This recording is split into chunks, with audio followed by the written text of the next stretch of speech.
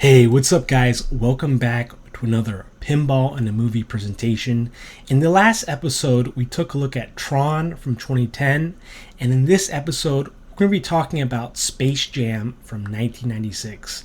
I'll give you a little bit of history about the movie, some interesting facts and things I found on my research, and then we'll be playing the VPX version of the table, which is a pinball machine released by Sega the same year in 1996. So first things first, let me just say I really enjoyed rewatching this film. I've seen it a few times as a kid, and I even owned a copy on VHS at one point. So it's not like I've never seen the movie, but it was more of me rewatching it and catching some things I never realized about it before, and kind of viewing the movie in a new light. So the movie released in 1996, and it was directed by a man named Joe Pytka. I'm not familiar with that name, and it doesn't ring a bell. But what was interesting during my research was kind of finding out how this movie came to be. And apparently it spawned from some Nike commercials featuring Michael Jordan and Looney Tunes characters like Bugs Bunny. So there was two commercials that released in the early 90s, two Nike commercials about Air Jordans, these basketball shoes inspired by Michael Jordan. And so there was one called Hair Jordan, like a bunny, and then there was one called Aerospace Jordan, released. The commercial came out in 1994. So you might have seen those commercials. You might remember them. I do a little bit, but not much. And that's really where this movie, Space Jam, was born. It really derived from those two commercials. And what's interesting is that this movie it's one of those movies that has a lot of first ever, right? So it was actually the first film produced by Warner Bros. Feature Animation Studios, and it was also one of the first ever films to be produced in a virtual studio, meaning the studio was comprised of green screens using chroma keys, CGI, motion tracking, and so they call that a virtual studio. So it was one of the first films to do that, which is what makes it kind of a special film when you talk about movies that mix live action and animation. And so something interesting as well is that one of the producers of this movie, Ivan Reitman, who worked on Ghostbusters, when he was working on the film, he made a phone call to Robert Zemeckis, and he was the person who worked on Who Framed Roger Rabbit, which is the same style where you have a mixture of live action and animation. And I think when I was doing my research, Zemeckis said, "Don't do it." He said he advised against it, but Ivan Reitman really wanted to do it. And another interesting thing that I found out when I was researching this film was that the initial idea that was pitched to Warner Bros. Was initially rejected. So, Warner Bros. Felt like, this wouldn't take off. It was like a kind of a weird thing. But they eventually decided, to do it. They greenlit the film, and it turned out to be a huge success in the box office. So much so that it was the highest grossing basketball film up until 2022. I think makes this movie really important is kind of the focus on Michael Jordan himself.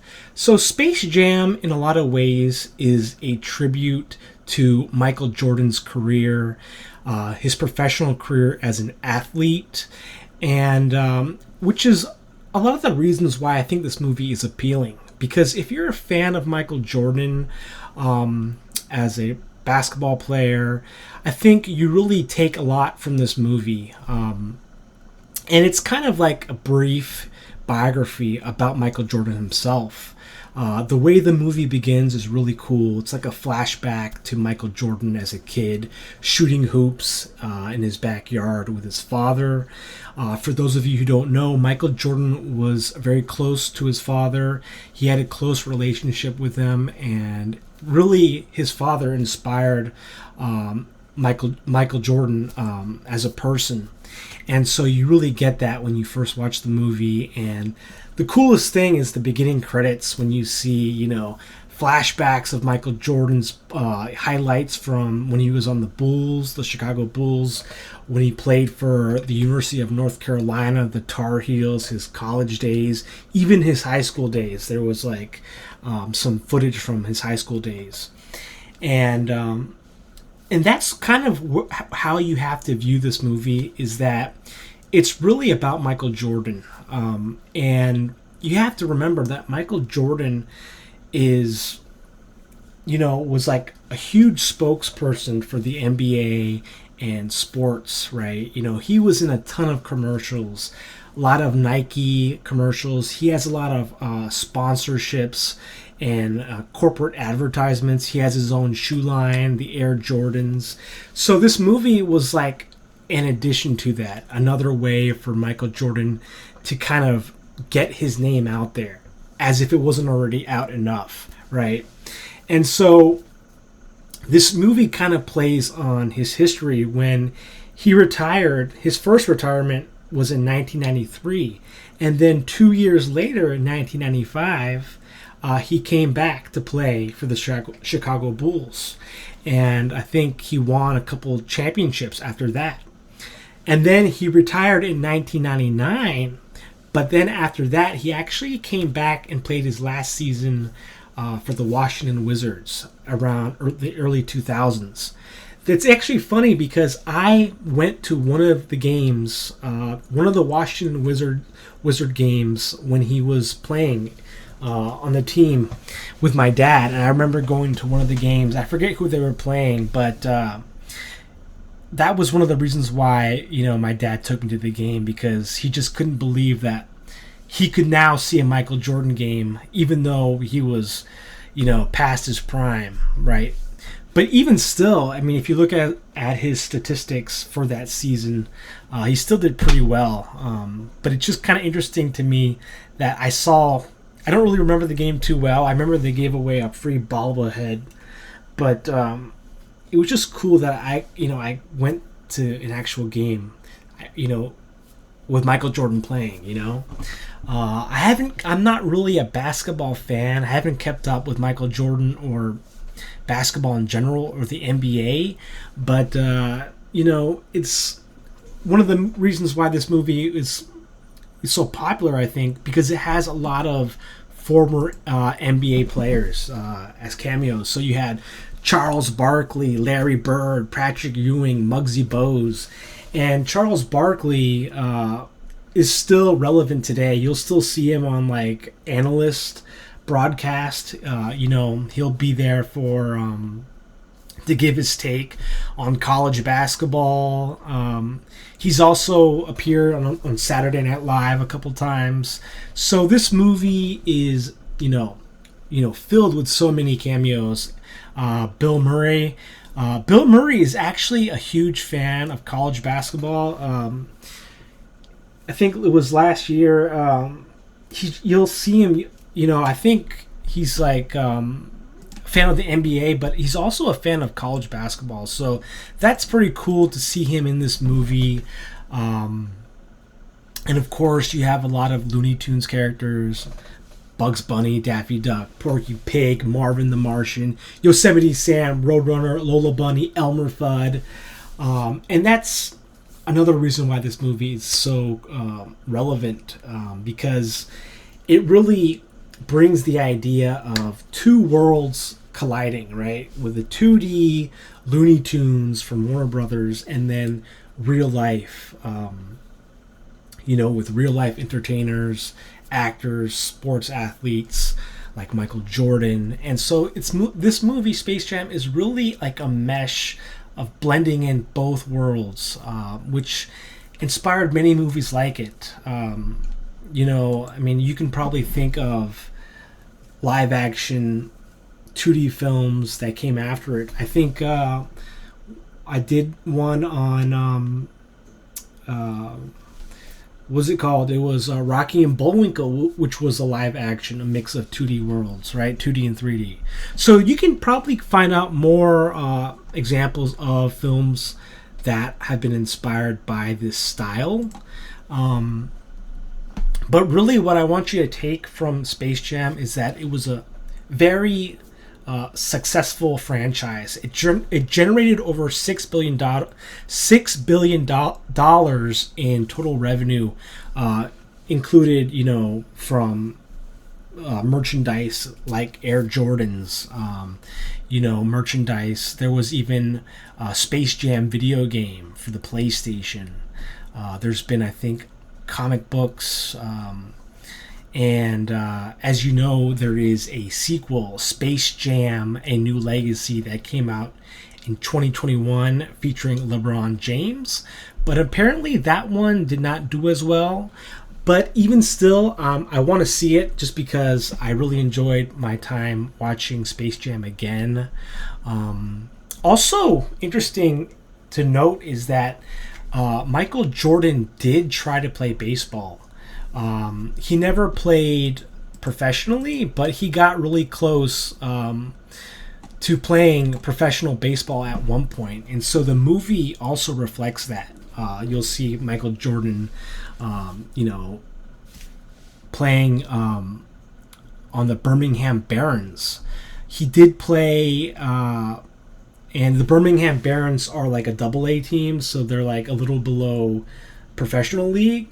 But he was expected to move up to AAA in 1995 before he returned to the NBA. So you think about it like that. I think a lot of people who watch this movie think about, you don't have to be a Michael Jordan fan. You don't even have to like basketball to still enjoy this movie. But I think what made this movie so successful in a way was because everyone knows Michael Jordan. His name is so synonymous with the NBA and success that you know his name, his face, his signature, his airness, his dunk, right? That's been captured so many times. And so Michael Jordan's legacy really, this movie kind of accentuates, and I think it goes way further. And if you don't know about Michael Jordan, this movie will make you want to, Google him more and, watch his career. And so there's so many things to say about this movie. But I don't want to, I could talk about it a lot, but I just wanted to also mention that this movie involved a lot of work for the animation. Warner Bros. Had to contract several studios, 18 animation studios, and they employed over 700 animators to work on the Looney Tunes characters that you see in this movie and bring them to life. Also, this movie, Space Jam, had more special effects than Independence Day did, which came out the same year. So that is something that I found interesting. And the animators said that they had to spend the most time on Bugs Bunny and Daffy Duck, not because they're hard to animate, but because most people are familiar with them more than most of the Looney Tunes characters that appeared in this film, which was a lot. So if you're a huge Looney Tunes fan, you're going to like this movie too, because you're going to see a lot of them make an appearance, like Marvin the Martian, who was also in the aerospace commercial. But that's pretty much, what I took from the film. Definitely, it's not a film that you're going to be amazed at. Like I said in the beginning, it's a very 90s film. The technology is very, you can see how it's aged. You can definitely tell it's a chroma key and a green screen. But back then, when it released, it was very innovative. It was something not really done before. But I think this movie will always be special because of just the type of movie it is. Its relation to Michael Jordan's career. It was also Michael Jordan's first movie as an actor. And just, in a way, this movie also brought back Looney Tunes to life. So You know, there was a time when Looney Tunes was popular on, you know, on TV. It made its way to video games. I know that I've even played some Looney Tunes games on the NES, but really this kind of this merger between Michael Jordan and Bugs Bunny, the Looney Tunes, was really good for both of them. And so just a really solid movie, soundtrack wise. I believe I can fly, you know, and the seal cover of Fly Like an Eagle, Pump Up the Jam, just a very 90s movie. And even the pinball machine that I'll be playing next is really cool as well. So follow me there. I hope you enjoyed this first part. Guys, now we are at the pinball portion of this feature presentation. We're taking a look at the VPX version of Space Jam, which was released by Sega in 1996, same year as the movie's release. It's got really cool playfield because I think you actually have part of a basketball. You have a couple of basketball hoops where the pinball can go through. So it's very much like a pinball and basketball fusion. I love that because the skill shot, I think you have to actually get the pinball into the net like you would a basketball. Also, you've got artwork from the movie. You can see the Monstars in the background. I love the Monstars. I thought they were cool bad guys, cool villains. You can see Michael Jordan on the Toon Squad, Tasmanian Devil there, Bugs Bunny and Daffy Duck from the Looney Tunes, Marvin the Martian in the back. You even got like a scoreboard. Also, it has custom speech by Michael Jordan himself. Stadium announcer from Ray Clay, and Looney Tunes voices from Bugs Bunny, Daffy Duck, Porky Pig, and Tweety. So let's give this a go here. I hope you guys enjoy this part. It's been a while since I played this, but I would love to play this in real life if I could find one. And that's, I believe that's Porky Pig. And that's Bugs Bunny. All right, let's go here.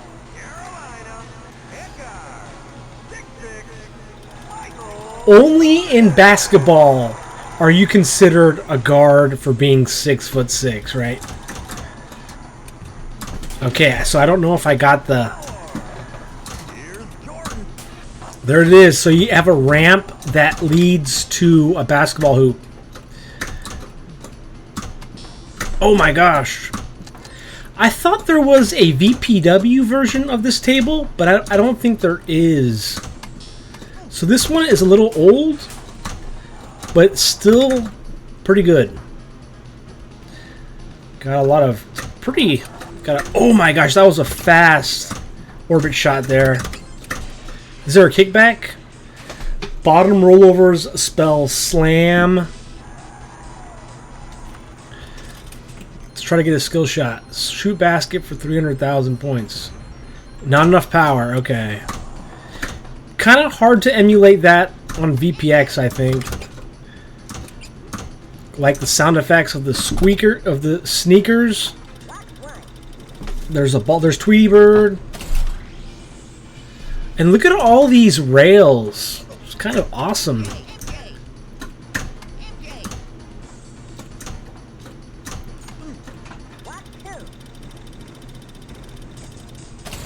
Shoot jump ball.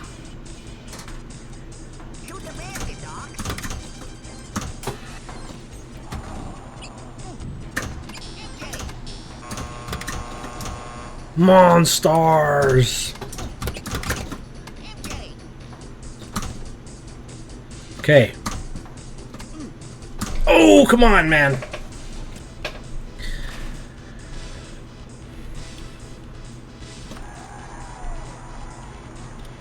I'm curious if you guys have seen the new one with LeBron. Oh, got the skill shot. Oh yeah, I think there's even a magnet on top of the backboard.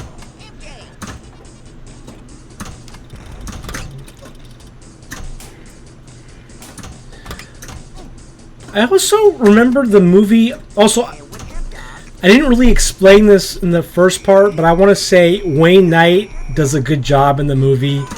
I like that he's in there. So just had to mention that.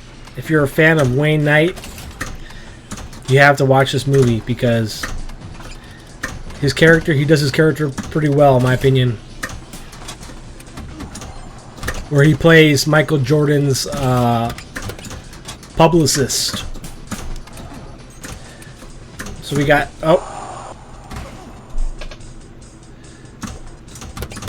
but I was almost certain that there was a VPW version. I guess there hasn't been one. Whoa, that was close. Multi-ball restart, okay.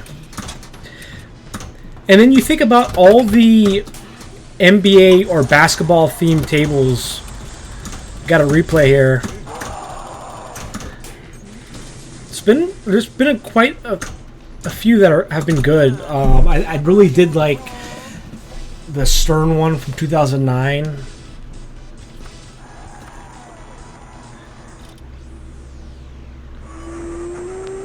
There's Tasmanian Devil.